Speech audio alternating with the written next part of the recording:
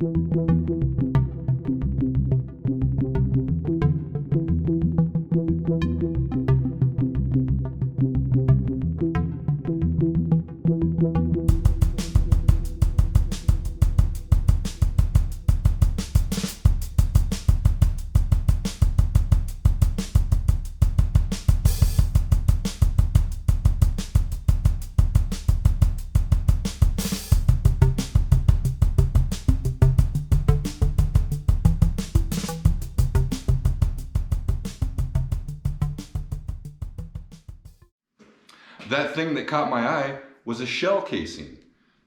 Now, I don't know what kind it is because it's all full of barnacles and coral or whatever on the bottom. Some sort of a rifle shell, and it's very old. It's been sitting there a long time. Now, I like to think this is a rifle shell from World War II. Maybe some soldiers were sitting out there on the beach getting drunk and shooting their guns. Whatever. This shell casing was just sitting in the coral pretty far offshore. I found it and kept it. Alright, since I couldn't find any uhu, it's time to really look for lobster and octopus, and they love caves. But the thing about this area is these caves and the water depth can be very deceiving.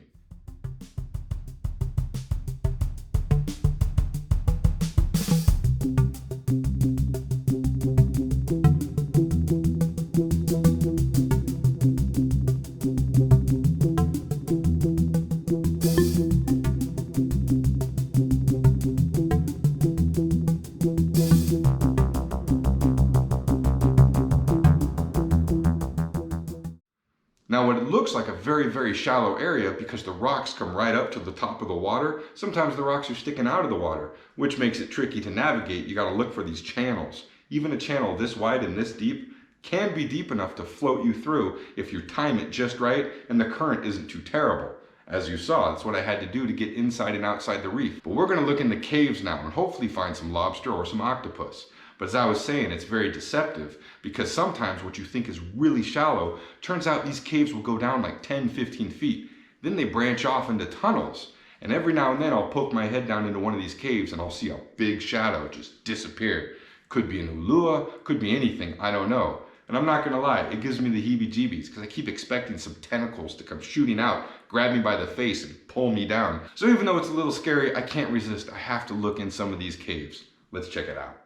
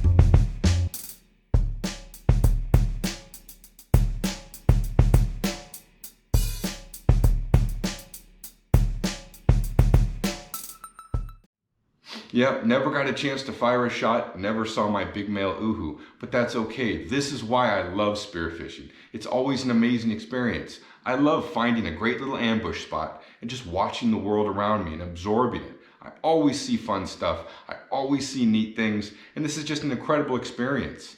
And I'm gonna pester a sand crab. If you don't know what a sand crab is, they live in the little holes in the beach that you might see. And if you sit still long enough, you'll see the little sand crabs coming out, digging their holes and grabbing stuff and just doing their little crabby business.